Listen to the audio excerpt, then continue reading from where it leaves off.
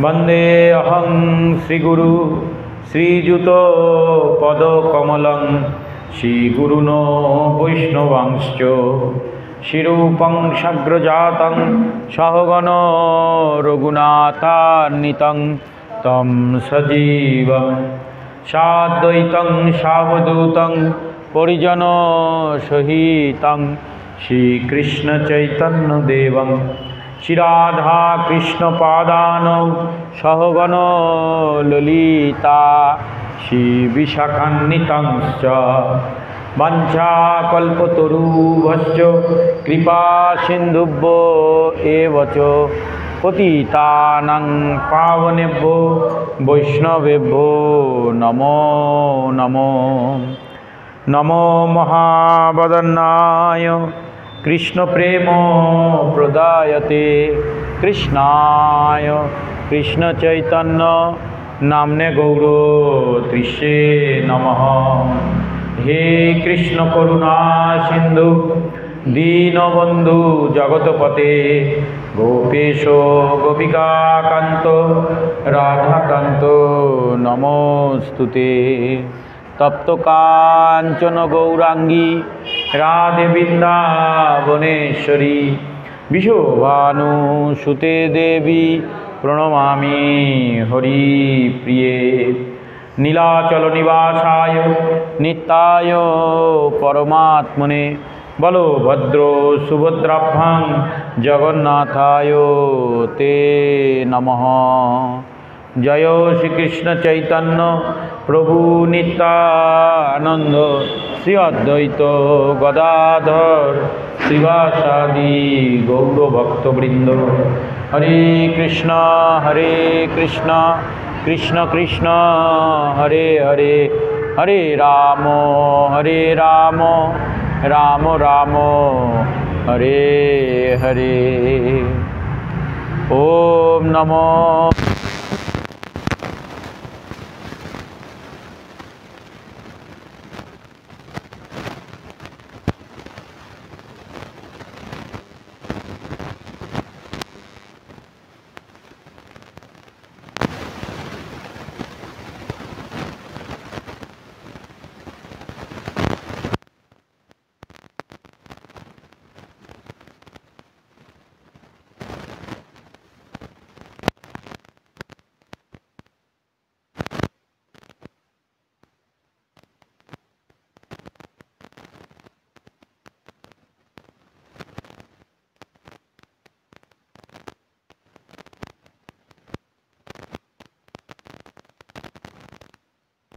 भक्तिमा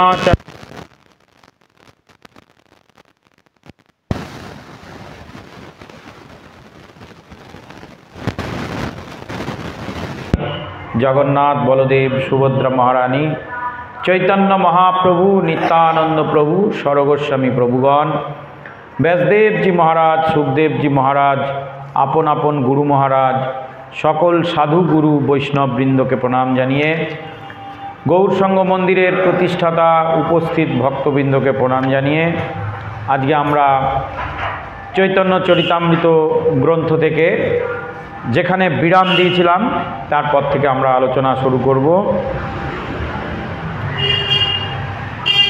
जय जय श्री श्री चैतन्य चरितामृत की। आमादेर आलोचनार विषय छिलो श्री श्री चैतन्य चरितामृत ग्रंथेर आदि लीलार चतुर्थ परिच्छेद। चैतन्य चरितामृत ग्रंथेर आदि लीलार चतुर्थ परिच्छेद। सत्यम विशुद्धम वासुदेव शब्दितम जत ईशते तत्र पुमानो अपवृत सत्ये च तस्मिन् भगवान वासुदेव हि अधोक्षजो मे मनसा विधीयते। जय जय श्री श्री चैतन्य चरितामृत की। किन्तु प्रकृतपक्षे श्लोकटा हच्छे भागवतमेर श्लोक। श्रीमद् भागवतमेर चतुर्थ स्कंदेर तृतीय अध्यायेर 23 नम्बर श्लोक এইটা। तो आमादेर आलोचनार विषयबस्तु चैतन्य चरितामृत आगेर दिन थेके आमरा श्रवण करछि, अनेक दिन आगे थेकेई। तो आमरा देखछिलाम যে চৈতন্য মহাপ্রভু তিনি স্বয়ং রাধা কৃষ্ণের মিলিত তনু এবং তিনি এই জড়জগতে এসেছেন এবং সেই চৈতন্য মহাপ্রভুর আবির্ভাব, তার কারণ, তার তত্ত্ব সম্পর্কে এখানে আলোচনা করা হচ্ছে এবং প্রয়োজন, মহাপ্রভু আসার কি দরকার ছিল, অন্য কোনো অবতার কেন এলেন না, এই সব প্রয়োজন। এই সব কথা শ্রবণ করতে করতে আমরা ভগবানের ত্রিগুণাত্মিকা শক্তি সম্পর্কে আগের দিন শ্রবণ করেছিলাম। ত্রিগুণাত্মিকা শক্তি, তার মধ্যে প্রথম হচ্ছে মহামায়ারূপী শক্তি, দ্বিতীয় হচ্ছে যোগমায়ারূপী শক্তি, তৃতীয় হচ্ছে জীবকে যে শক্তি দিয়ে ভগবান পরিচালনা করেন যাকে বলা হয় তটস্থা শক্তি। অর্থাৎ মহামায়ারূপী শক্তি কি না বহিরঙ্গা শক্তি, আর যোগমায়ারূপী শক্তি হচ্ছে অন্তরঙ্গা শক্তি আর তটস্থা শক্তি। তারপরে আমরা শ্রবণ করলাম যে এই যে যোগমায়ারূপী শক্তি বা অন্তরঙ্গা শক্তি, এই শক্তির আবার তিনটে ভাগ আছে, সন্ধিনী, সম্বিত, আহ্লাদিনী। তার মধ্যে আমরা দেখলাম সন্ধিনীর সার অংশ শুদ্ধ সত্য নাম, ভগবানের সত্তা হয় যাহাতে বিশ্রাম। তাহলে এই যে ভগবানের অন্তরঙ্গা শক্তি, তার তিনটে ভাগ, খুব ভালো করে শ্রবণ করবেন। ভগবানের শক্তি কয় রকম? 3 রকম, অন্তরঙ্গা, বহিরঙ্গা, তটস্থা। অন্তরঙ্গা শক্তির দ্বারা ভগবান নিজেকে পরিচালনা করেন, চিন্ময় জগৎকে পরিচালনা করেন, তার যে জগৎ। বহিরঙ্গা শক্তির দ্বারা ভগবান জড় জগৎকে পরিচালনা করেন। বহিরঙ্গা শক্তিকে মহামায়া, অর্থাৎ মা দুর্গা, কালী, চণ্ডী, পার্বতী, এরা বহিরঙ্গা শক্তি। আর হচ্ছে তটস্থা শক্তি, এটা সম্পূর্ণ আলাদা, এটা বহিরঙ্গাও নয়, অন্তরঙ্গাও নয়, কিন্তু ভগবানের শক্তি। সেটা হচ্ছে কি? তটস্থা শক্তি। তটস্থা শক্তি হচ্ছে জীব, জীবাত্মা।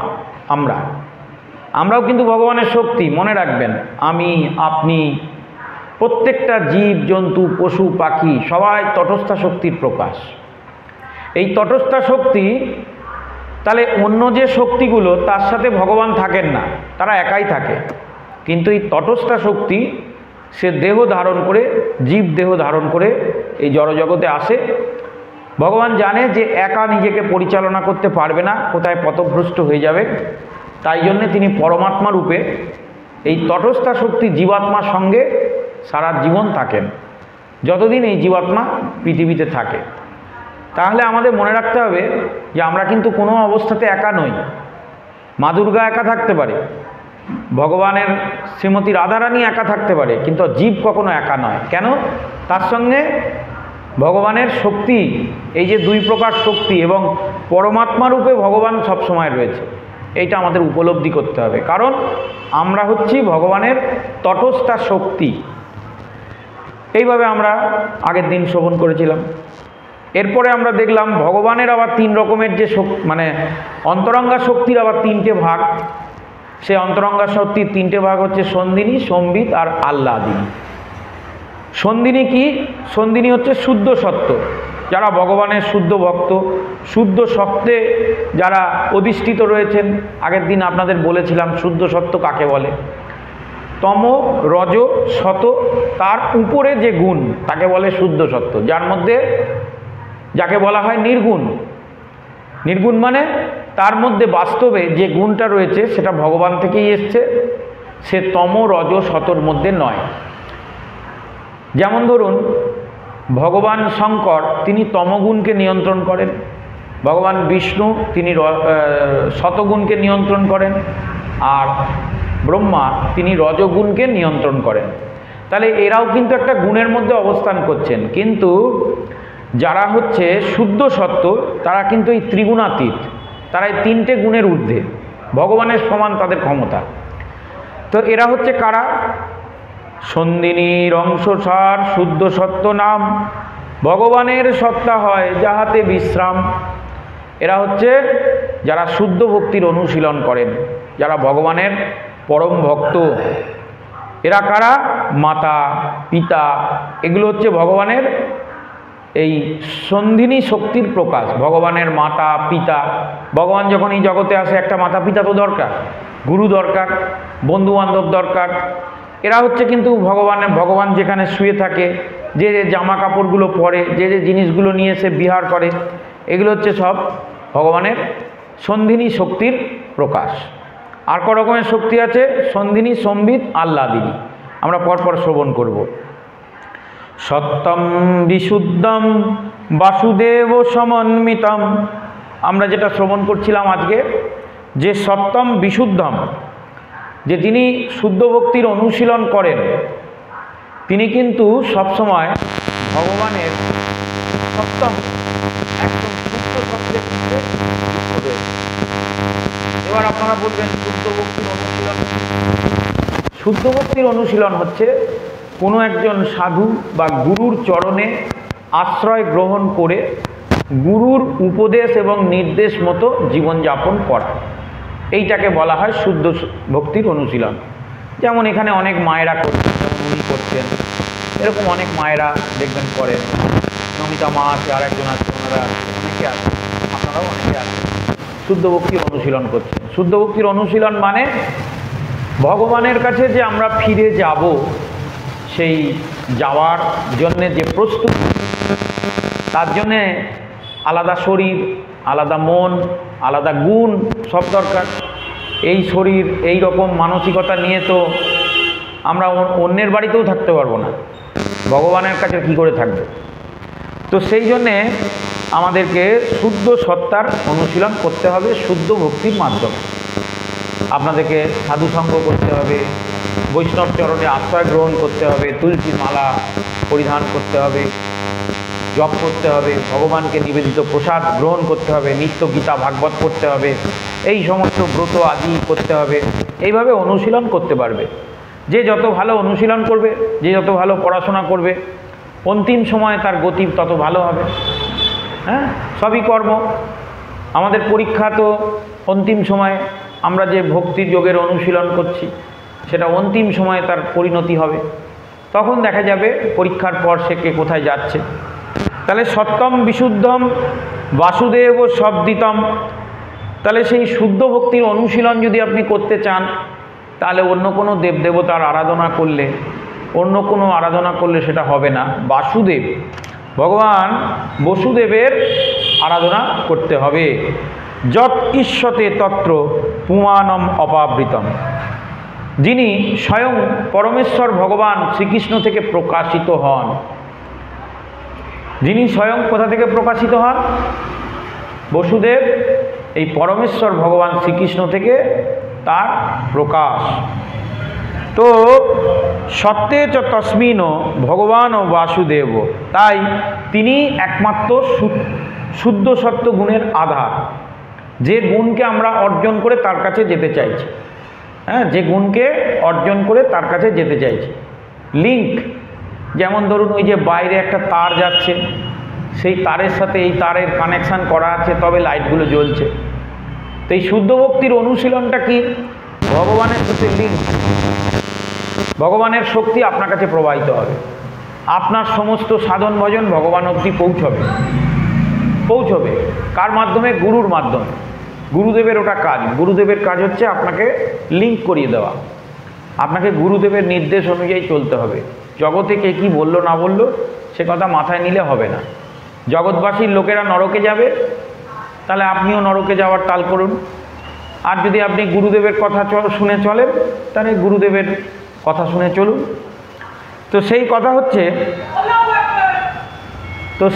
হচ্ছে যে সত্যে চ তস্মিন ভগবান ও বাসুদেব। সেই যারা শুদ্ধ ভক্ত, যারা শুদ্ধ সত্যে অধিষ্ঠান করছে, তারা পরমেশ্বর ভগবান বাসুদেবের সঙ্গে সবসময় যুক্ত থাকে। হি অদক্ষজ মে মনসা বিধিয়তে। এবং ভগবান বলছেন তারাও আমার দ্বারা পরিচালিত হয়, আমিও সর্বদা তাদের দ্বারাই পরিচালিত হই। জয় জয় শ্রী ভগবত কথা কি? হ্যাঁ, বলুন।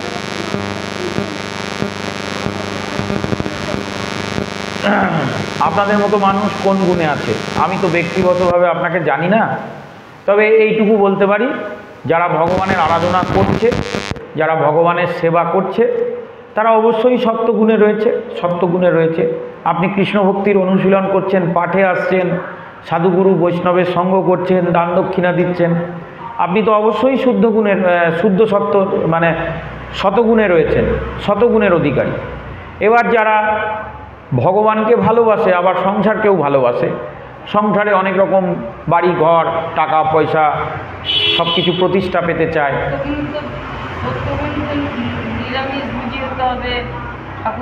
না না না এরকম কোনো কথা নেই। এগুলো তো মানে ভণ্ড প্রতারক, যত রকমের আজগুবি মিথ্যাবাদী বদমাইশ প্রচারকরা করেছে।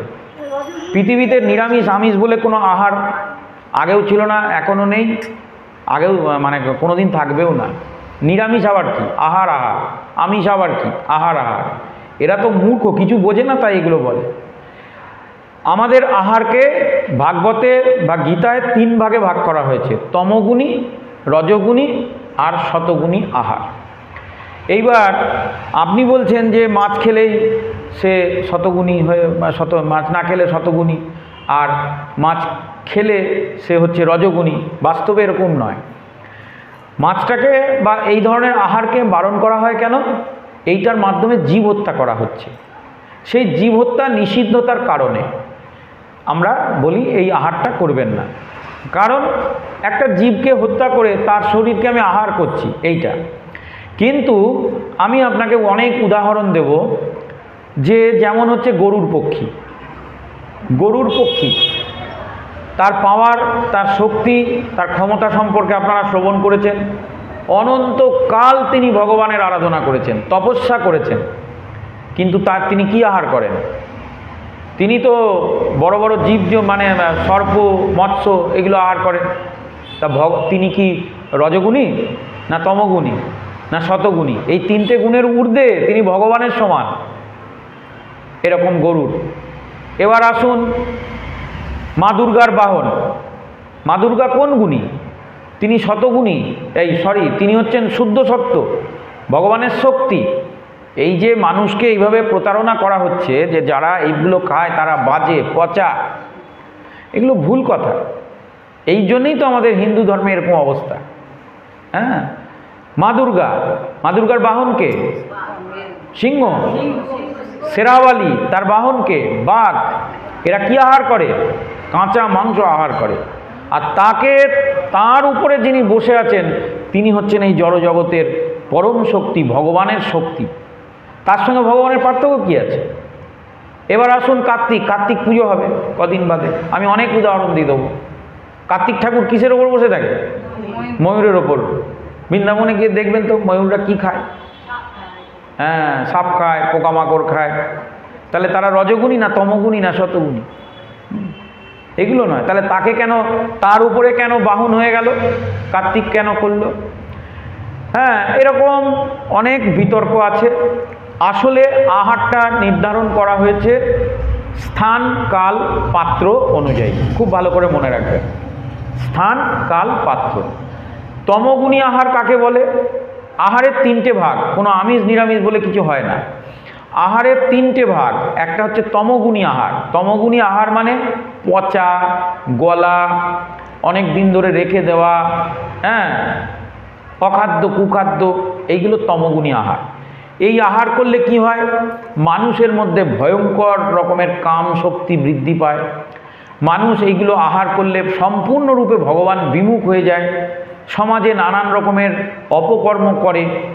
তাই এই আহারটা আমরা বলি এই আহার করলে ভগবানের সেবা করা যাবে না।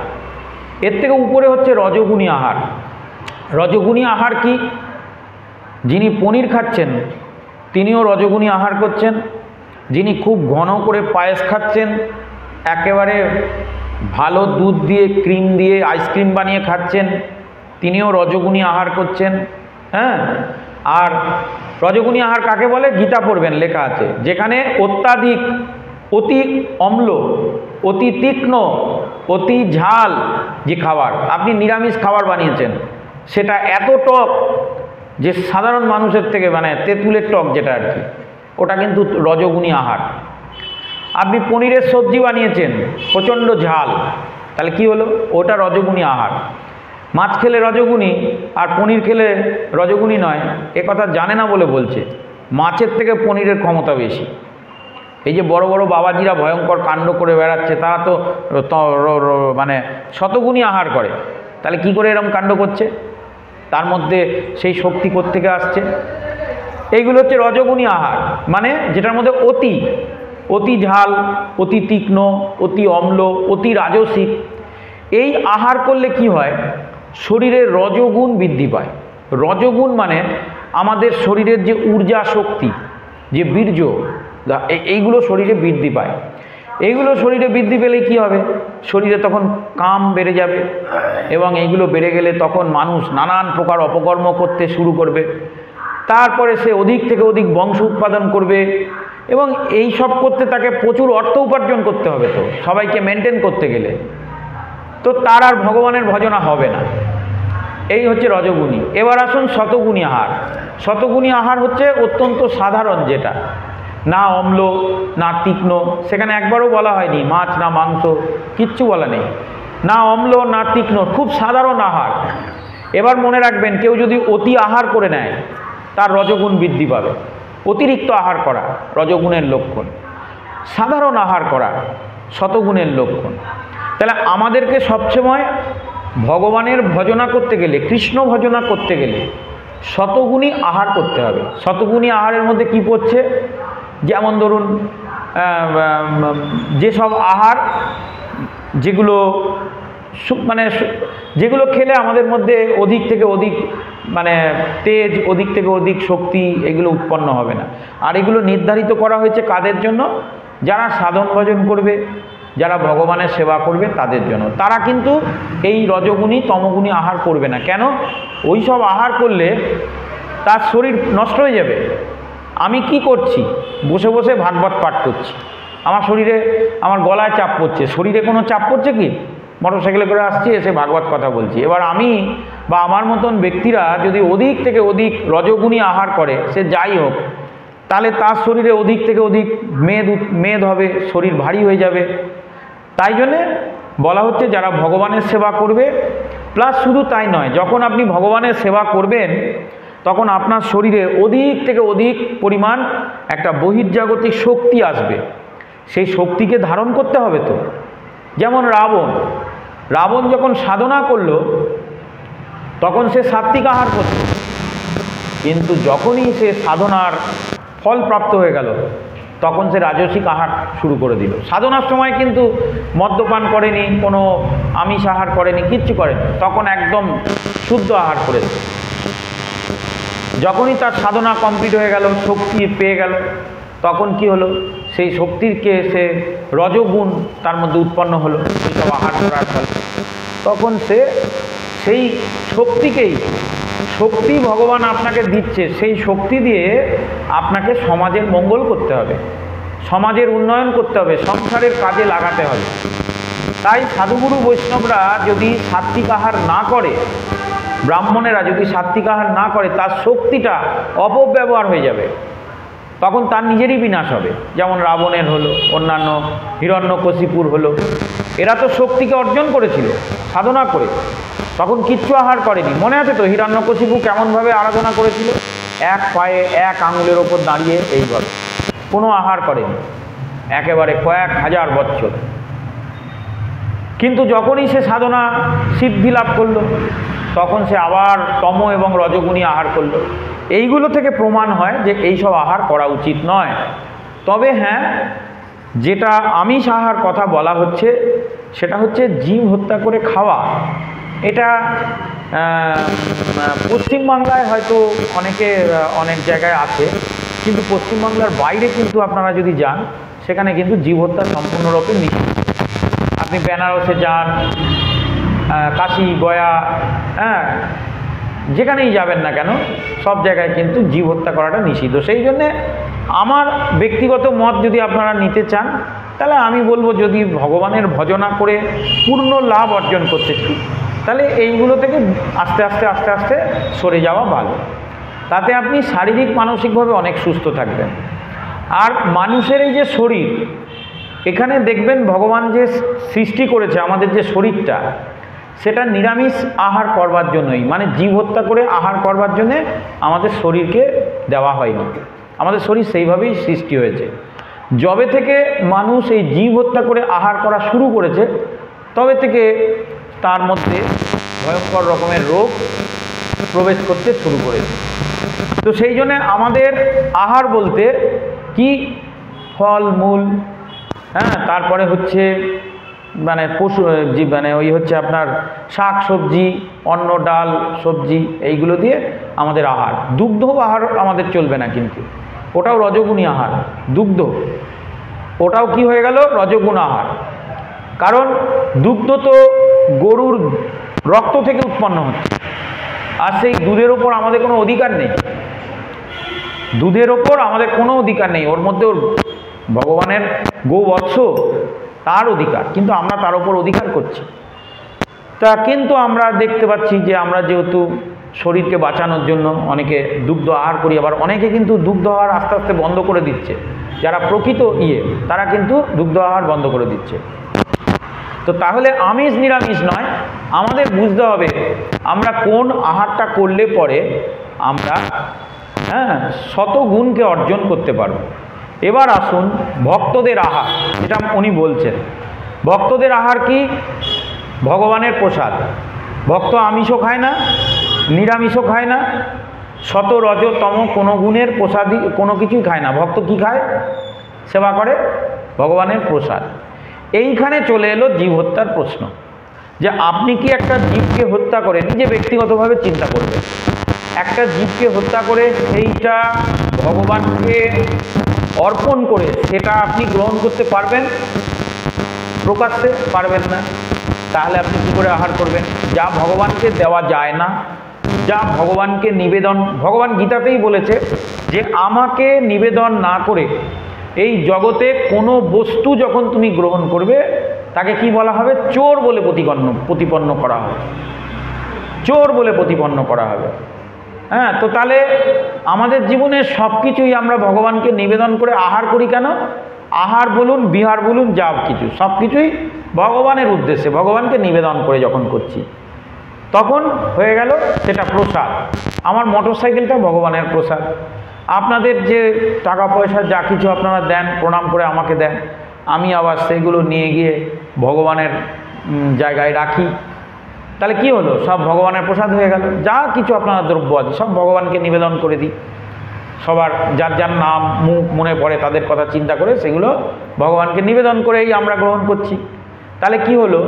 আমি যখন ধরুন আপনি আমাকে একটা বস্তু দিচ্ছেন, খুব ভালো করে মনে রাখবেন, হাত পেতে নেওয়ার আগে আপনি আমাকে একটা বস্তু দিচ্ছেন, ধরুন এটা আমাকে দিলেন, এটা আমি গ্রহণ করলাম। যেই আমি গ্রহণ করলাম, আমি যেই হই না কেন, সাধারণ মানুষ হই, ব্রাহ্মণ হই, যেই হই, আপনি যে কর্মের মাধ্যমে এই বস্তুটা ক্রয় করে আমাকে দান করেছেন সেই কর্মফল আমাকেও ভোগ করতে হবে। জয় জয় শ্রী ভগবত কথা কি?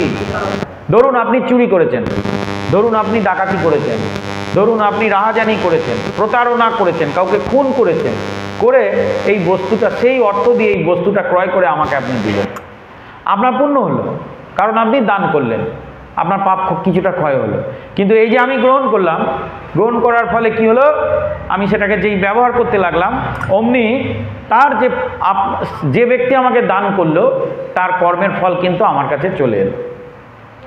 এই জন্যে সাধুগুরু বৈষ্ণবরা ফাঁসে, লোকে দান করে, তারা নির্বিচারে দান গ্রহণ করে ব্যবহার করতে শুরু করে, ফলে কি হয়? তার কর্মের ফল তার কাছে চলে আসে। সেই জন্য সঠিক নিয়ম হচ্ছে যা কিছু ভগবান গীতায় বলে দিয়েছে, গীতা পড়বেন যে তুমি যা কিছু আহার করো, যা কিছু বিহার করো, যা কিছু গ্রহণ করো সব আমাকে অর্পণ করো, তাহলে তোমার আর কোনো পাপ হবে না। তাহলে আপনারা যা কিছু আমাদের দিচ্ছেন আমরা সব ভগবানকে নিবেদন করছি, সেইটাকেই ভগবানের প্রসাদ বলে কিন্তু গ্রহণ করছি। এইটা হচ্ছে নিয়ম। এইবার যখনই আপনি ভগবানকে নিবেদন করবেন তখন কি আপনি এমন কোনো কাজ করতে পারবেন যেটা ভগবানের অনুমোদন নয়? যেমন জীব হত্যা। জীব হত্যা তো মানুষই অনুমোদন করতে পারে না, তাহলে ভগবান কী করে অনুমোদন করবে? আমিও তার সন্তান, আপনিও তার সন্তান, সেই জন্যে জীব হত্যা করে খাওয়া নিষিদ্ধ। এবার যদি কেউ খায় তাহলে কি সে মহাপাতকী, মহাপাপী, তার কি ভক্তি হবে না? তাকে কি ভগবান পচা বলে ছুঁড়ে ফেলে দেবে? না, শরীরের দ্বারা আমরা ভগবান অদক্ষজ, ভগবান হচ্ছে ইন্দ্রিয় মন বুদ্ধির অতীত, তাকে আমরা এইভাবে বিচার করতে পারি না। ভক্তি শরীর দিয়ে হয় না, হৃদয় দিয়ে হয়। আপনার হৃদয় কি বলছে, আপনার হৃদয়ে কি চলছে, সেটা ভগবান গ্রহণ করছে। শরীর এখানে থেকে যাবে, সে আপনি মাছ খান আর নিরামিষ আহার করুন, শরীর এখানে থেকে যাবে। হ্যাঁ, মাছ মাংস খাওয়া শরীরও ভস্ম হয়ে এই পৃথিবীতে চলে যাবে, আর ফলমূল সবজি ডাল সবজি খেয়ে যে শরীর তৈরি করেছিল একবারে নাদুস নদুস, সে শরীরও এই ইয়েতে পৃথিবী গ্রহণ করে নেবে। তাহলে শরীরটা তো নিয়ে কোনো কাজই নেই, ওটা নিয়ে আমরা ভাবি কেন? ওগুলো বাহ্য। মহাপ্রভু বলেছেন ইহ বাহ্য আগে কহ আর। আপনি আরেকটু আগে চিন্তা করুন, আপনি মনে মনে কি চিন্তা করছেন, মনের দ্বারা আপনি ভগবানের ভজনা করছেন কিনা, মনের দ্বারা আপনি কতটা ভগবানকে ভালোবাসছেন। তাহলে তো গরুর মহারাজ ভগবানের সেবা পেতই না, তাহলে কার্তিকের বাহন তো উনি হতোই না, তাহলে সিংহ মা দুর্গার বাহন হতো না। হ্যাঁ, এই রকম দেখবেন গণেশের বাহন কি? ইঁদুর। ইঁদুর ইঁদুর তো পোকামাকড় খায়। আবার দেখবেন দুর্গা প্রতিমা যখন আসে তখন এক একজনের বিপরীত। যেমন ধরুন গণেশের বাহনকে ইঁদুর আর কার্তিকের বাহনকে ময়ূর, দুজনের শত্রু। জয় জয় শ্রী ভগবত কথা কি, দুইজনেই আমিষ আহার করে।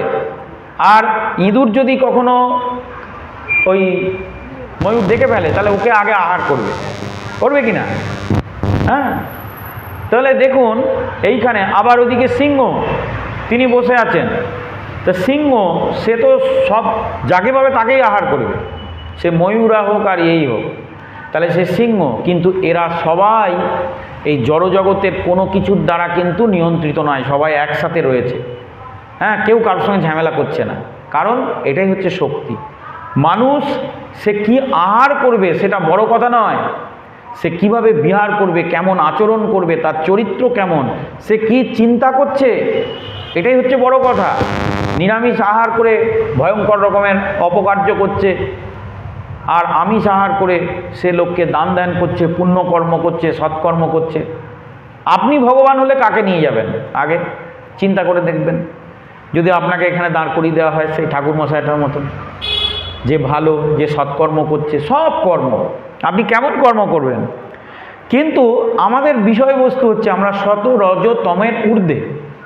আমরা কিন্তু এগুলো দেবদেবতাদের আরাধনার কথা বললাম। আমরা কার আরাধনা করছি? আমরা যার আরাধনা করছি দেবদেবতারাও তার দর্শন পায় না, ভগবান শ্রীকৃষ্ণের আরাধনা করছি। তাই সেখানে কতটা আপনাকে উন্নত হতে হবে এটা তো চিন্তা করুন।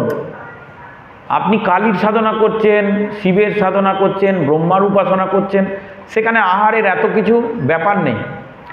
কিন্তু আপনি যদি ভগবান শ্রীকৃষ্ণের আরাধনা করেন তাহলে আপনাকে কতটা গুণ অর্জন করতে হবে, সেটা কিন্তু শতগুণ নয়, রজগুণ নয়, তমগুণ নয়। তাহলে আপনাকে সেখানে প্রসাদই আহার করতে হবে। প্রসাদ যখন আপনি আহার করবেন, ধীরে ধীরে ধীরে ধীরে ভগবানের সেবা করতে শিখবেন। তো ভগবান তখন আমাদের আলোচনার বিষয় কী ছিল, যে এই ভগবান হচ্ছেন অদক্ষজ, ইন্দ্রিয় মন বুদ্ধির অতীত। তাই মনসা বিধিয়তে, এইভাবে যদি কেউ আমার আরাধনা করে আমি তার দ্বারা নিয়ন্ত্রিত হই, আর সেও আমাকে নিয়ন্ত্রণ করে, আমিও তাকে নিয়ন্ত্রণ করি, তার সম্পূর্ণ দেখাশোনা আমি করি। এই শ্লোকটি শ্রীমদ্ ভাগবতমের 4th স্কন্ধের 3 নম্বর অধ্যায়ের 23 নম্বর শ্লোক থেকে উদ্ধৃত। সতী যখন, এই শ্লোকটা কে বলেছিল? সতী যখন তার পিতা দক্ষের আলয়ে যজ্ঞ দর্শন করতে যেতে চান, তখন মহাদেব বিষ্ণু বিদ্বেষী দক্ষের যজ্ঞে সতীকে যেতে নির্দেশ করেছিলেন। সেই ঘটনার কথা আপনাদের মনে আছে, যে সতী বাপের বাড়ি যাবে আর ভগবান শঙ্কর তাকে মানা করছে যে তুমি যেও না, যেখানে নিমন্ত্রণ নেই সেখানে যেতে নেই। তো আমরা আগে আলোচনা করেছি এই বিষয়ে। তো সেই জন্যে তারপরে আবার যার বাড়ি যাচ্ছ সে বিষ্ণু বিদ্বেষী, তাহলে বিষ্ণু বিদ্বেষী ব্যক্তির বাড়িতেও যেতে নেই শঙ্করের নির্দেশ অনুযায়ী। ভগবান শঙ্কর যিনি ভগবানকে ভালোবাসেন না, তার বাড়িতে বেশি না যাওয়াই ভালো। তো তো মহাদেবের এই উক্তিটি নিঃসন্দেহে পরমেশ্বর ভগবান শ্রীকৃষ্ণের নাম গুণ যশ, এই যে শ্লোকটা আমরা আলোচনা করলাম, সত্যম বিশুদ্ধম বাসুদেব সদ্বিতম, যে আমরা বাসুদেবের আরাধনা করি, ভগবান বাসুদেবের আরাধনা করি। আমরা সব জায়গায় যাব না যেখানে আমাদের নিমন্ত্রণ নেই, যেখানে ভগবান বিষ্ণু বিদ্বেষী লোকেরা থাকে সেখানে যেও না। সে যদি তোমার বাবাও হয় তার কাছে যাবে না। কিন্তু সতী শুনলে না, সে কিন্তু ভগবান শঙ্করের মর্যাদা না করে সে চলে গেল। ফলে সেখানে গিয়ে তার মানে কি হলো সে পরিণতি আপনারা জানেন। তাহলে তার সঙ্গে সম্পর্কিত সব কিছুই হচ্ছে সন্ধিনী শক্তির প্রকাশ। জয় জয় শ্রী শ্রী চৈতন্য চরিতামৃত কি।